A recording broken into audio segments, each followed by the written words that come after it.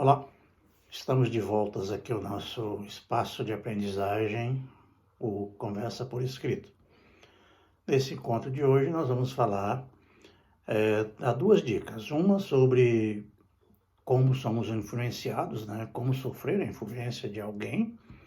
E depois tentar desmistificar aquela coisa de que ler poesia, quem lê poesia não gosta porque não entende. Então são duas dicas. Uma de como expressar modelos e outra de como ler e entender ou não entender poesia. Então esse é o nosso encontro e vamos começar pela questão dos modelos ou dos ídolos. O argumento mais forte que a gente tem para a respeito de se ter modelos ou se ter ídolos é que a gente tem os nossos exemplos, nossas linguagens. Os exemplos mais fortes que nós temos começam lá na nossa infância, que são os nossos pais, mamãe, papai, mamãe, né? E são eles que ajudam a gente a formar a nossa personalidade, a nossa identidade, né? A desenvolver os nossos gostos, os nossos hábitos. Então, são eles o nosso primeiro exemplo. Quando já chegamos aí na fase de escolher, digamos, escolher a profissão, escolher que curso vai fazer, aí também eles chegam a influenciar de alguma forma, às vezes até muito forte, né? Tentando, às vezes, até determinar. Mas também são eles. Mas já nessa fase a gente já tem outras influências, né? Já leu, já estudou, já viu, já viveu alguma coisa. Então a gente já tem outras influências de outras pessoas, outros ídolos. Por exemplo, se eu estou falando de alguma atividade, por exemplo, musical, eu tenho lá os meus ídolos na música. Por exemplo, como eu sou da época da Jovem Guarda, da minha juventude foi na época da Jovem Guarda, e naquela época o Roberto Carlos era o figurão lá, era o cara. Né? Ele fez uma música ultimamente chamada O Cara, esse cara sou eu. Mas, então ele mandava tudo, então um dos meus ídolos pela época da Jovem Guarda é o Roberto Carlos. Depois vieram os outros como Milton Nascimento, Djavan, Chico Buarque, Vinícius de Moraes, Caetano, Gil, Rolando Boldrin, Almir Sater, e vai por aí afora, né? Se vamos falar de outro gênero de música, digamos, na questão dos ídolos também, não em música, mas, por exemplo, em futebol, há vários ídolos. Eu tenho como ídolos Pelé, Zico, Falcão, uma série de outros jogadores. E, ultimamente, nós tentamos fazer do Neymar uma espécie de ídolo do nosso futebol. Só que ele pisou na bola e, atualmente, ele anda com a bola bastante bucha. Não sei se ele pode chamar o Neymar de ídolo atualmente. Bom, mas qualquer coisa. Na literatura, eu comecei na literatura, com contato da literatura através da escola. Lá, na época que comecei a estudar, na cartilha, tinha uma cartilha chamada Vamos Estudar. Eu estudei nessa cartilha e tinha vários textos lá falando, né? Engraçado é que eu era do ambiente rural, né? Mas os textos todos eram de coisas da cidade. Isso fez com que eu desenvolvesse uma certa preocupação, um certo gosto, uma certa ânsia por vir para a cidade. Bom, mas passou dali da cartilha, veio o ensino médio, etc., ensino fundamental, naquela época era chamado de ginasial. Bom, e aí eu vim ter outros ídolos, né? Os escritores. O escritor que eu mais li, o primeiro que eu comprei uma grande coleção dele foi Machado de Assis. Meu primeiro salário na vida, assim que sobrou um dinheirinho, eu corri lá e comprei a coleção completa das obras de Machado de Assis. E li de cabo a rabo. Depois fui lendo outros nas bibliotecas, coisa e tal, nas escolas, Castro Alves, Gregório de Mato, Carlos Drummond de Andrade, Vinícius de Moraes. E mais na frente, na faculdade, vim ler Guimarães Rosa, João Cabral de Melo Neto, né? Então, os nossos primeiros conhecimentos são assim, nós aprendemos na família e na escola. Na escola, então, o meu grande ídolo no começo, e acho que deve ser o ídolo de todo mundo, é Machado de Assis. Depois que eu li Machado de Assis, também li completamente, né? Como diria os goianos, de cabo a rabo, Guimarães Rosa, e li outros, muitos deles, né? Sofro grande influência do Guimarães Rosa, até porque ele tem aquela linguagem interiorana, né? Aquela linguagem bem, digamos assim, sertaneja, estilizada, né? Do jeito dele, mas ele me influenciou, por exemplo, a escrever esse livro aqui, chamado As Trincheiras, né?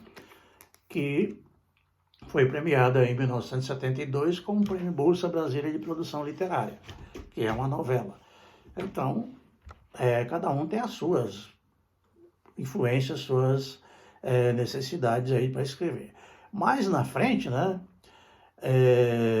eu tive que fazer já, depois de feita a faculdade, o curso de letras, eu tive que fazer um curso de pós-graduação em teoria da literatura, e um trabalho final lá era fazer uma monografia, né, interpretando lá, dentro de uma teoria da literatura, que no nosso caso aqui era hermenêutica, né? Então eu teria que me interpretar pelo método hermenêutico o poema, qual era o processo de construção de João Cabral de Melo Neto. Aí o professor lançou lá um desafio, né, inclusive informando que ele jamais teria dado um 10 para aluno que fez trabalho de João Cabral de Melo Neto, e o que é pior, na maioria das vezes ele tinha reprovado o aluno porque não atingiu aquele nível que ele achava satisfatório, né, pelo entendimento dele lá na interpretação do João Cabral de Melo Neto, da descoberta do João Cabral de Melo Neto, como é o processo de construção dele. Bom, eu fui lá, pesquisei no mais de 30 livros que ele me indicou, consegui tirar meu 10 com louvor, e o professor ficou com aquele trabalho, aquela monografia, ele nunca me entregou de volta. Era ainda na época da datilografia, né, da máquina de datilografia. Não fiz cópia, entreguei para o professor e ele não me devolveu. Não sei se ele ficou com aquele para relíquia ou se ele jogou fora depois, né, de alguma forma aí. Bom, mas naquele trabalho eu descobri que o processo de construção de João Cabral de Melo Neto é o processo digamos, do enovelamento, né? Que ele pega um assunto e vai desenvolvendo, enrolando aqui, enrolando ali, né? Aumentando os argumentos, espichando os argumentos. Depois ele retornando até chegar à sua conclusão. Eu chamei esse processo, para não dizer que eu não dei um nome diferente, eu chamei isso de helicoidamento, que é como se a gente tivesse uma fita pendurada, uma espécie de serpentina pendurada, e ela roda conforme o vento. Quando ela não tem mais como rodar para um lado, ela roda de volta, distorcendo. Então, torce, distorce. É mais ou menos aquele processo da rosca sem fim que nós conhecemos aí nos eixos sem fim das máquinas, né, de aplicação. Então, essa é a primeira dica. Nós, para termos ídolos ou termos modelos, nós temos que nos mirar em quem nos influenciou por alguma forma, porque a gente acha que é uma boa pessoa, que é uma pessoa do bem, ou se é de outra área, de todo jeito. Então, quer dizer, para eu ter como exemplo, eu tenho que conviver com aquilo. Então, tem que ser alguma coisa que eu gosto. Se eu estou falando de futebol, então os meus ídolos são do futebol. Se eu estou falando de literatura, eu estou falando de literatura. Então, modelos é seguir os exemplos daquelas pessoas que a gente admira. E para admirar, para a gente fazer alguém que quer ser escritor, tem que gostar de ler e escrever. Porque aí não é trabalho, aí é diversão. Se você não gosta daquilo que faz, aí é sacrifício. Aí é até penitência, né? Então, a segunda dica é sobre poemas, né? É comum ouvir isso várias vezes dos meus alunos, que diz que lê poesia e não entende nada. Aí eu sempre argumentava com eles o seguinte: poesia não foi feita para entender, foi feita para sentir. E uma outra coisa, poema é uma linguagem elaborada, né? Cifrada, etc, etc. Então, é para se ler várias vezes, 10 vezes, que aí começa a se entender. Mas ficamos com essa ideia de que poesia não foi feita para entender, foi feita para sentir. É igual música.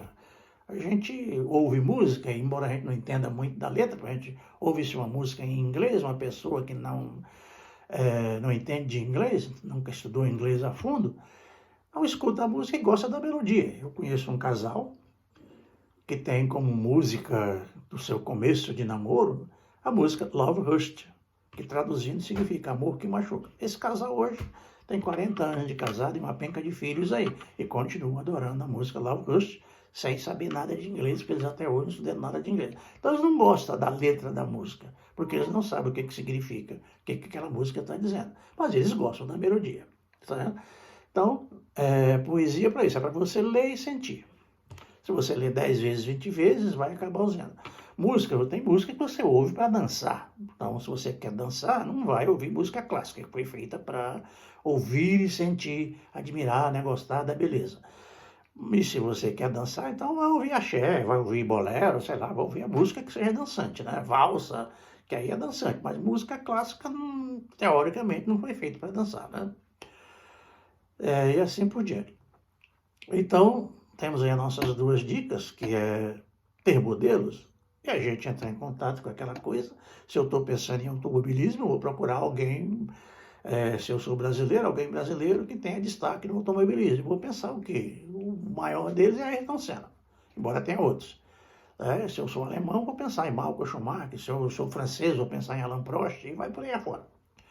Né? Assim por diante.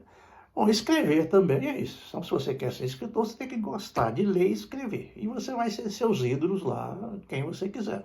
Eu citei aqui só alguns brasileiros, mas eu li a literatura internacional, uma porção deles aí. Tem outros livros também, né?